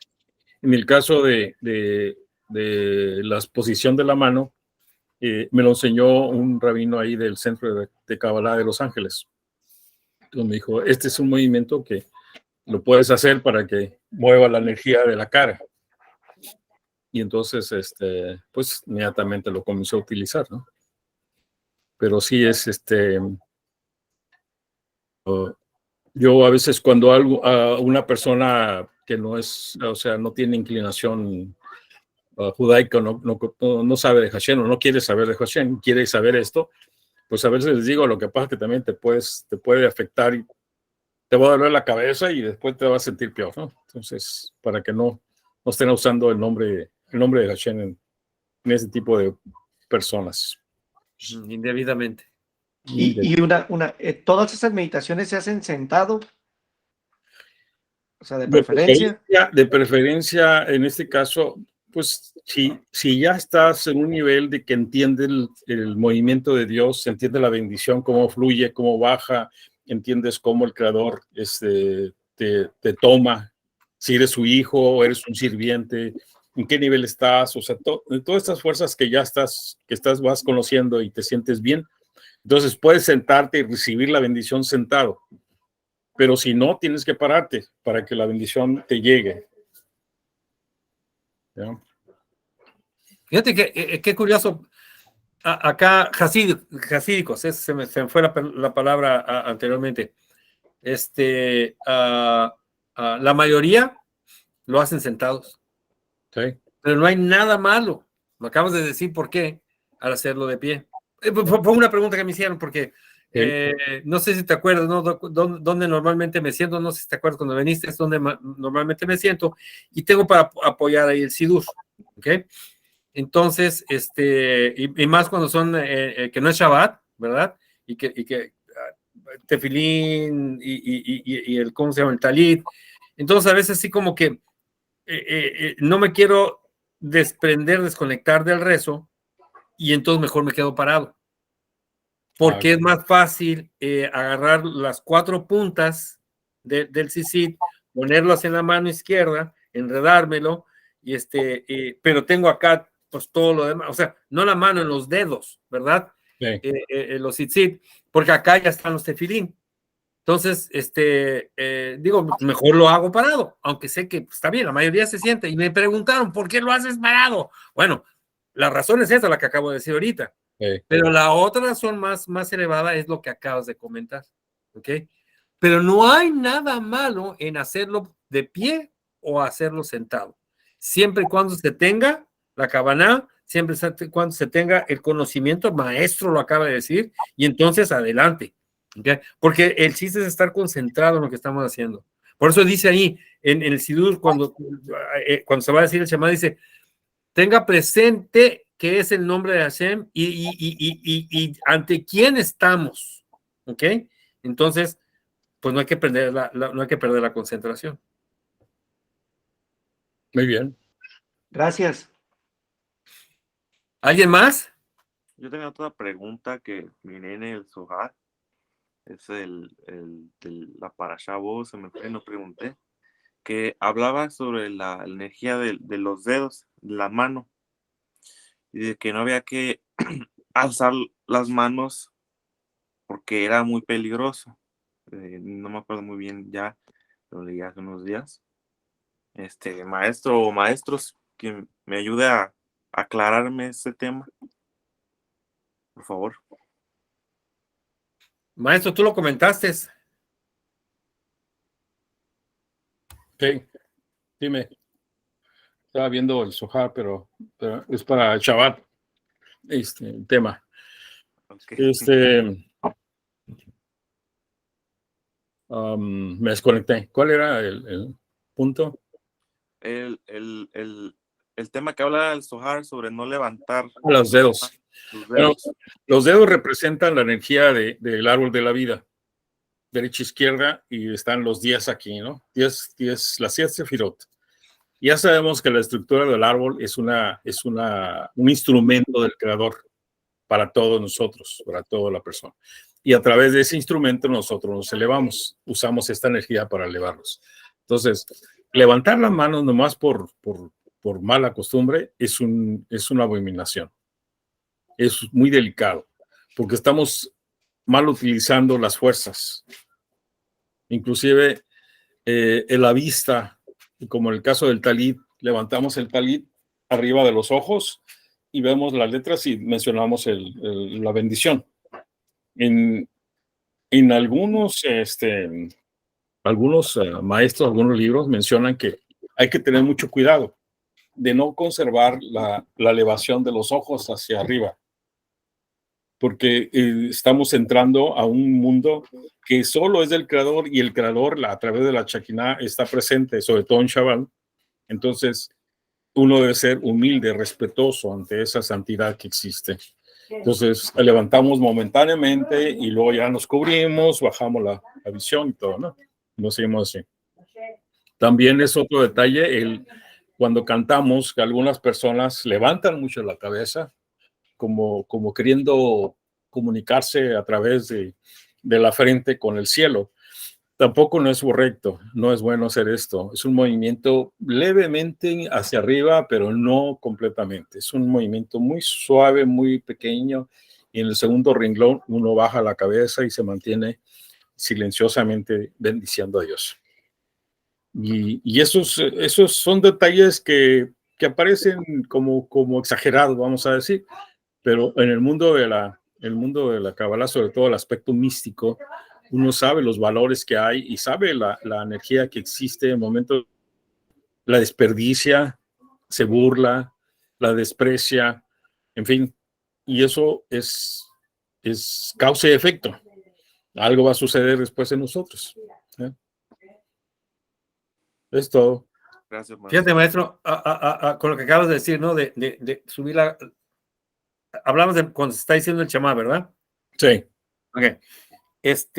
Inclusive acá lo que se recomienda, lo que se aconseja, ¿verdad? Es precisamente no subir la mirada, bueno, no estás viendo porque está arreglado, pero subir así, pero sí inclinarse así ligeramente hacia la derecha, ¿ok? Y con la cabeza, no hasta abajo, pero hasta por aquí así. Porque eso es bitul. Sí. Eso es anulación. ¿Por qué? Porque ¿qué es lo que estamos diciendo en el Shema? Escucha, oye Israel, Hashem, y estamos pronunciando su nombre. Sí. Es nuestro Dios. ¿Ok? Entonces, o sea, analicemos esa parte nada más. Y es muy poderosa. Entonces, ahí se necesita humildad, anulación, ligeramente hacia la derecha, y sí lo tenemos. O así. Hay una explicación también de un rabino que habla de cuando vamos a mencionar el nombre de Hashem, es cuando hacemos el movimiento ligero a la derecha, caído a la derecha, porque estamos usando la energía de Gesed, reforzamos la fuerza de Gesed, porque buscamos la misericordia de Dios en el nombre de Dios. En ese nombre que estamos mencionando, la usamos para que el Creador nos apoye, nos asista, nos entregue esta fuerza. Fíjate, maestro, estamos buscando la misericordia de Dios, ¿verdad? Y acá se acaba. Todos estos son temas recientes, ¿eh? En esta semana, la semana pasada. Estamos buscando la misericordia de Dios. Ok. Estoy buscando la misericordia de Dios porque necesito, ay de mí, y Dios sea misericordioso conmigo. O estamos buscando la misericordia de Dios precisamente para entregarla, para que nosotros practiquemos, para que hagamos nuestros movimientos con misericordia. Hay una diferencia. Sí. La necesitamos, por supuesto que la necesitamos. Todos la necesitamos. Pero lo que acaba de decir el maestro, que nos asista, ¿para qué? Pues no nada más, o sea, no para mí, sino para pasarla, para que mis pensamientos, mis palabras, mis acciones estén por ahí y no sea rigor nada más. Juzgar a la gente es rigor, ¿ok? Ponerse en contraposición nada más por ponerse, no, es rigor. Claro que se necesita. Un ejemplo es, se tiene que educar al niño y se le tiene que poner, decir, no, esto no puedes hacer por eso. Ahí ya hay rigor. Pero es un rigor con, o sea, es Geburá con Gesed. Y entonces lo que pedimos, que nos permita, más bien es que nos permita a Hashem tener los méritos para comprender la misericordia y poderlo utilizar debidamente. Entonces, ya la cosa cambió. ¿Ok? ¿Por qué? Porque no somos meritorios. Hashem, te pido que por favor escuches y me permitas que tener los méritos para poder utilizar esto. ¿Alguien más? Está muy interesante, ¿eh? Está muy interesante. Y es que a veces pensamos que la misericordia es algo que llega como el respirar, ¿verdad? Es algo así que llega de todo modo, va a llegar. Pero la misericordia, si uno la está necesitando o la está pidiendo, siempre debemos de pensar que es como el dinero, tenemos que compartirlo, no lo podemos atesorar, es para compartirlo, igual que la sabiduría. Son energías que uno pide al Creador para que uno lo pueda compartir, no puede quedarse con ellas. Y cuando uno tiene esa conciencia de que estoy pidiendo esto para otorgar, para compartir, el Creador nos regala, pero cantidades ilimitadas. Y eso es muy bueno. Yes. Sí, definitivamente. Preguntas, comentarios. ¿Qué han leído? ¿Qué han oído?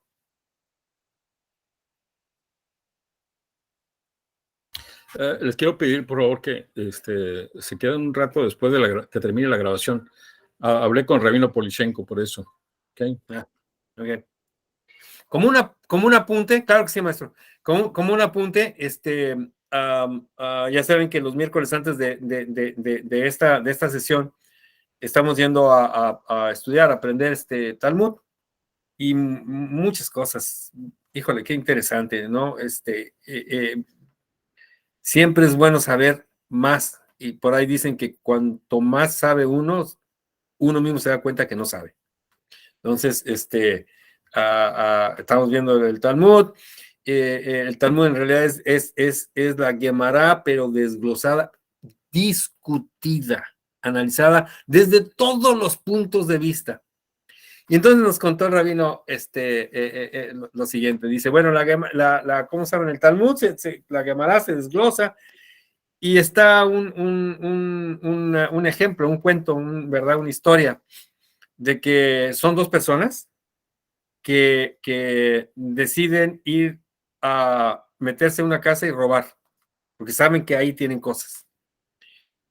Pero no encuentran una manera, porque también conocen, de poder entrar sin que sean detectados.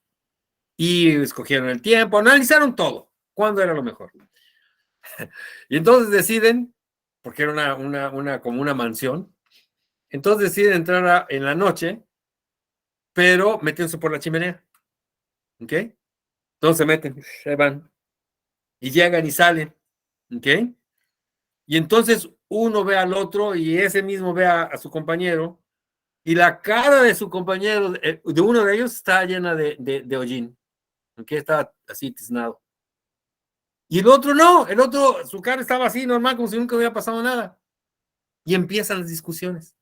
Y entonces dicen, a ver, espérate. Uno ve al otro y le dice, oye, mira, o sea, si te vieras cómo tienes la cara llena de hollín. Y el otro dice, pero tú no tienes. ¿Qué pasó? Ah, es que has de haber corrido a lavarte la cara.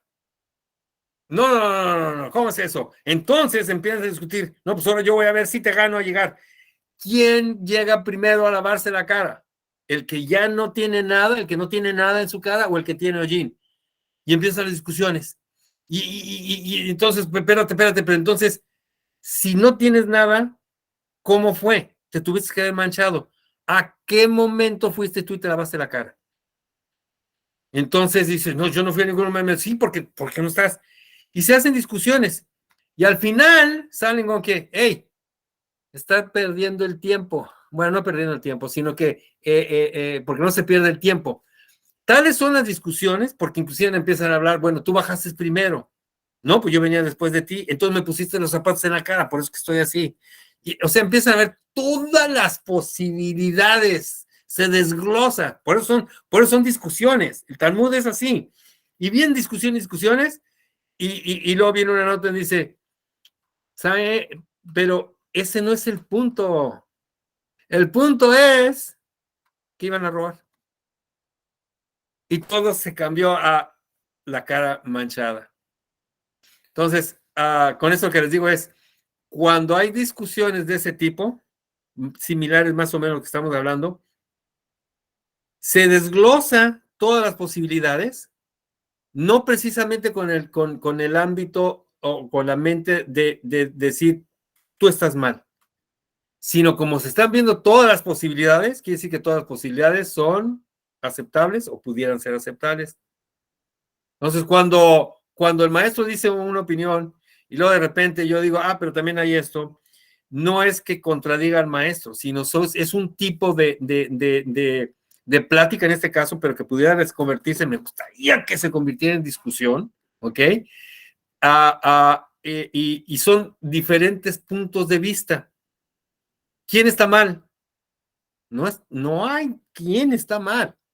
Lo que se trata es de esclarecer de qué se trata. Por ejemplo, algo de lo que estábamos hablando es cuál es la hora en la que se dice el Shema en la noche, o sea, en Marif. Y viene una discusión que envuelve un montón de cosas y se habla de que de cuando los trabajadores dejan de trabajar y se van a su casa a comer.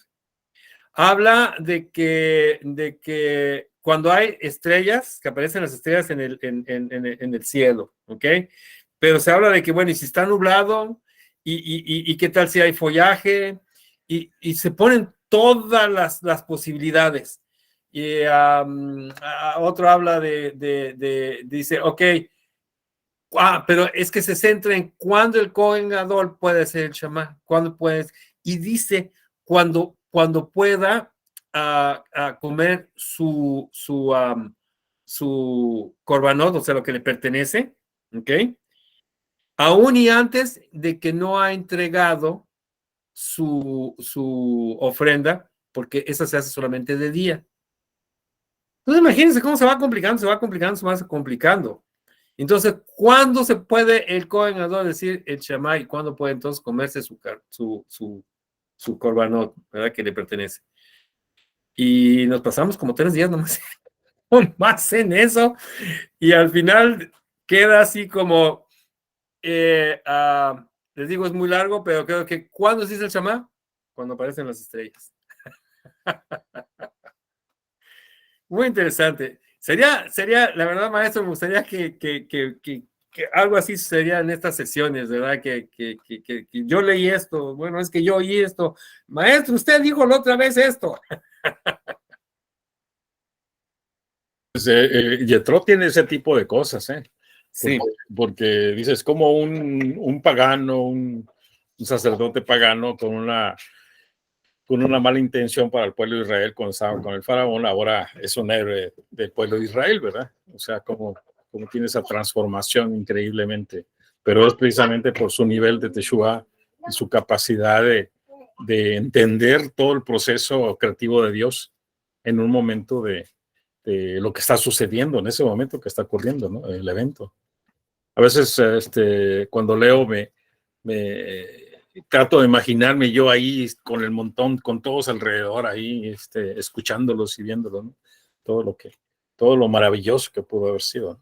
Entonces, pero sí, uno cuando conoce la historia de Jethro y lo que logró hacer en el momento de alto que hizo el Simpson, que hizo, y luego viene la contrición y luego viene la Teshuvah y todo, en un momento, todo uno tras otro, sí se reconoce el nivel de que tenga este nombre de la parasha, ¿no? Ajá. Pero hay unos que no, dicen, pues no es lógico. Pues sí, pero la lógica no entra. Ajá. Aquí no entra lógica. Y luego, ¿cómo se desarrollan los eventos, maestro, donde Yitro va? No lo manda a llamar Moshe ni nada. No, Yitro va, ¿ok?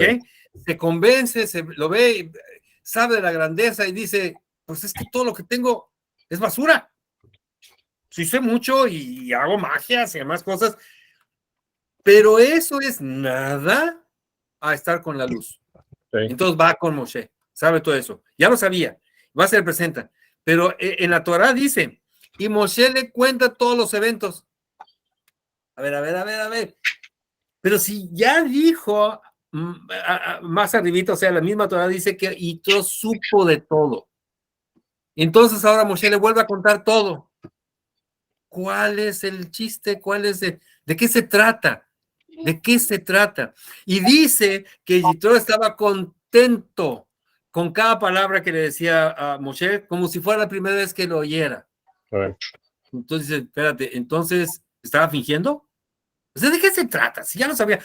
Y Moshe sabía también que Yitro lo sabía, porque todo el mundo lo sabía además. Sí. Todo el mundo supo, todo el mundo oyó la voz de Hashem, todo el mundo tuvo miedo, todo el mundo se quiso esconder, todo el mundo temió de gran manera y todo el mundo se dio cuenta quién es Hashem y cuál es su pueblo. Todos lo sabían.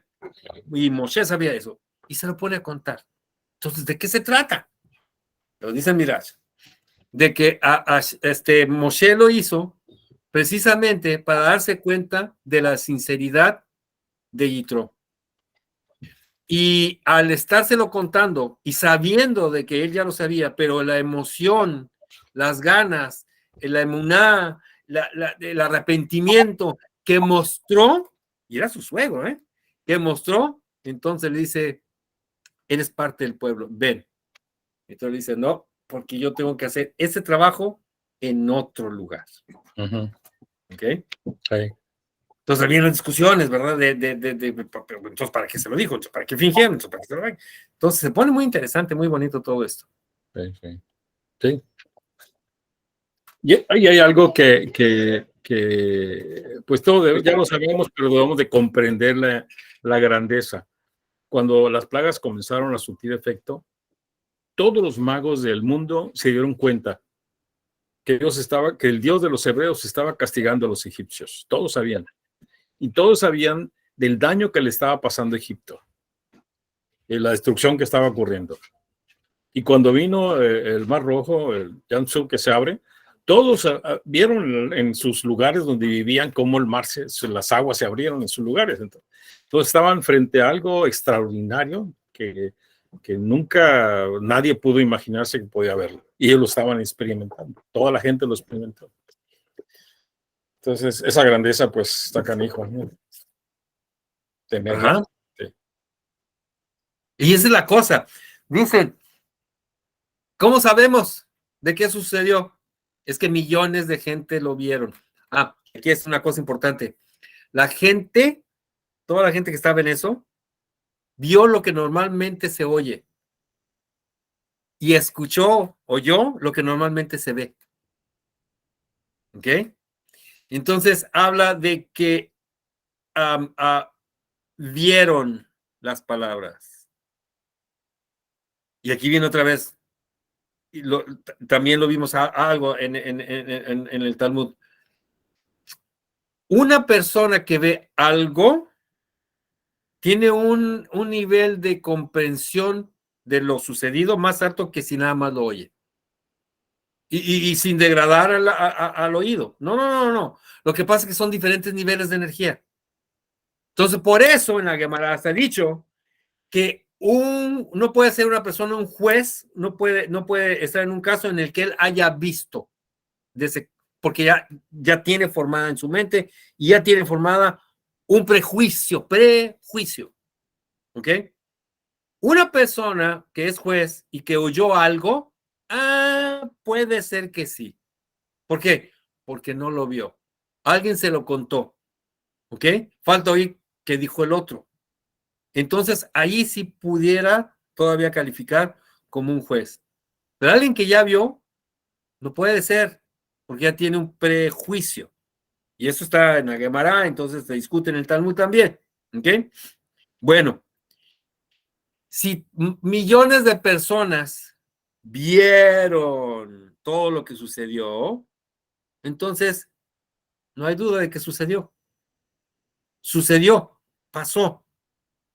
Inclusive se dice que todas las almas de todos los conversos estaban ahí presentes también. ¿Ok? Que es muy diferente en que se le apareció a uno y ese uno dice, ahora esta es la ley y ese es el Dios. O yo soy Dios. ¿Sí? ¿Nos damos cuenta? Entonces, por eso es la credibilidad de estos, porque millones de personas vieron lo que normalmente se escucha y escucharon normalmente lo que normalmente se ve. ¿Ok? Y no hay duda. Fueron puras cosas que, nuevamente, como dijiste, maestro, la lógica no entra. ¿Por qué? Porque estamos viviendo o estamos experimentando, estamos, ¿cómo más puedo decir? Siendo testigos de una realidad que nada más comprende el 1% de toda la realidad. 1% nada más. Entonces, todo lo demás se sale de ese 1% y dice, caramba, pues son eventos extraordinarios, son milagros. ¿Ok? ¿Cómo le llamamos? Pero eso es lo que sucede.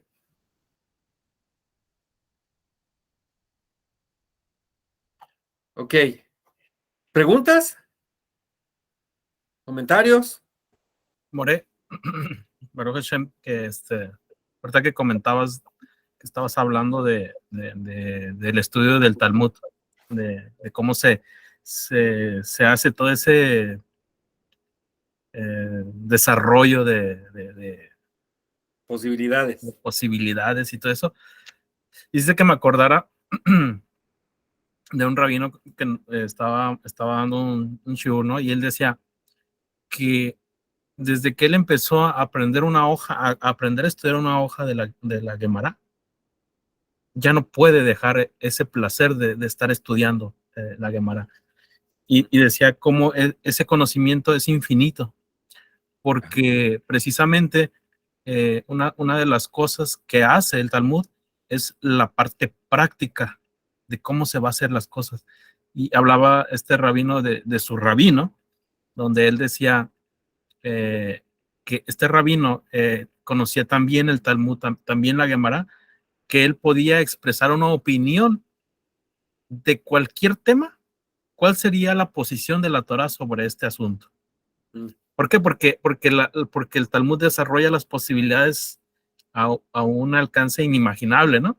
Entonces, si se hablaba por ejemplo, si hablaban de los migrantes, que un país no quería recibirlos entonces el rabino empezaba a analizar todo esto, no, pero es que hay una halajá que dice esto y esta sería la posición de la Torah con respecto a ese tema. Entonces, sí, es muy interesante porque nos ayuda a la parte práctica, a poder ponerla, cómo lo vamos a hacer y a poder visualizarlo todo. Es muy padre todo ese estudio. Y fíjate, o sea, eso que tú dices, ahora también algo que nos acaban de decir, bueno, inclusive lo vimos en un video, enseña a la persona por todo eso que tú dijiste, analizar y demás, pero enseña a la persona a preguntar. ¿Ok? Hay muchas personas que no preguntan, ¿no? Y bueno, sí lo entendí. No. Entonces, por eso, desde que son chiquitos los niños por acá, les dicen algo y ya está su mente adiestrada, vamos a decir, entrenada a preguntar. ¿Y por qué? Es que por eso, pero ¿por qué? O, bueno, es que hay algo que dijiste, maestro, dijiste tal día, tal cosa, entonces no checa, se contrapone. Y entonces vienen las explicaciones. Y en la explicación puede decir, pero es que también en otra clase se comentó algo acerca de esto. Y entonces ahora lo traen. Y esas preguntas, no retóricas, sino preguntas para saber, es lo que ha distinguido al judío en siglos. En siglos. Es nada más de que es esto. Ok, ya. No. ¿Qué pasa? ¿Por qué? Pero es que anteriormente fue esto. Pues es que también sabemos que aquello esto. A ver, fulano una vez comentó aquello. A ver, tráelo para acá. Y vamos explicando. Es preguntar y preguntar para conocer, para saber. ¿Ok? Dicen, dijo un rabino cuando estaba por ahí en Asia, que unas personas de Corea del Sur se le acercaron y le dijeron, queremos aprender judaísmo. Caray, sí. Pues, ¿por qué? No nos vamos a convertir, pero queremos saber. Y no sabían bien de qué se trataba hasta que comprendió el rabino de que estaban hablando de Gemara y estaban hablando de Talmud. Eso es lo que querían saber. La historia es un poquito larga, pero son maneras de pensar, son maneras tradiciones o lo que ustedes quieran llamarle, de que son sociedades en que están cuadraditas, ¿ok? No se salgan de ahí. Cuando aprendieron esto, entonces los niños, los adultos les cuesta más trabajo, se pueden imaginar por qué, pero los niños empezaron entonces a preguntar y a explorar y a ver, pero ¿por qué? A ver, es esto. Y ahora los niños preguntan y hablan de que esta sociedad de Corea del Sur, y bueno, ahora vamos a ver los conflictos y podemos más o menos entender por qué de Corea del Norte, tiene su mente más abierta porque tiene la capacidad de comprender por medio de analizar y preguntar. Y el análisis y la pregunta van llevados de la mano. ¿Ok? Y entonces hablan de que eso es lo mejor que les pudo haber sucedido a ellos gracias a los judíos. Gracias al Talmud.